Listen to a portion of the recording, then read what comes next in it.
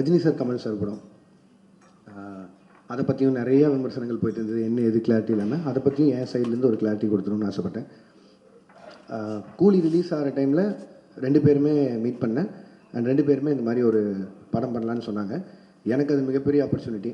கிட்டத்தட்ட 46 வருஷம் கழிச்சு 2 பேரும் ஒன்று சேர்றாங்க அப்படின்னா, அவங்க வந்து என்னை டைரக்ட் பண்ண சொல்லி கேட்டதே எனக்கு பெரிய விஷயமா இருந்தது. ஆனால் எனக்கு அப்போ கைதி 2 இருந்தது. கைதி 2 தான் என்னோட இமீடியட் நெக்ஸ்ட் ஃபிலிமாக இருந்தது. பட் ஆனால் இந்த ஆப்பர்ச்சுனிட்டி மிஸ் பண்ண முடியல. ஸோ அதனால் நான் ப்ரொடக்ஷன் சைடில் சொல்லிவிட்டு நான் இந்த படம் முடிச்சுட்டு வந்துடுறேங்க, ஏன்னா இது திருப்பி இப்படி ஒரு ஆப்பர்ச்சுனிட்டி கிடைக்காதுன்னு சொல்லிட்டு நான் வந்துட்டேன். ஒரு 1.5 மாதம் சின்சியராக எழுதினேன். முடிஞ்ச அளவுக்கு ட்ரை பண்ணேன் 2 பேரையும் வச்சு ஒரு படம் பண்ணுறதுக்கு. 1.5 மாதம் கழித்து நேரில் போய் மீட் பண்ணி 2 பேருக்கும் தனித்தனியாக நரேஷன் போச்சு. 2 பேரும் ஈக்குவலாக எக்ஸைட் ஆனாங்க கதை மேலே. பட் ஆனால் என்னென்னா 2 பேரும் நிறைய ஆக்ஷன் ஃபிலிம்ஸ் கண்டினியூஸாக பண்ணிகிட்ருக்காங்க.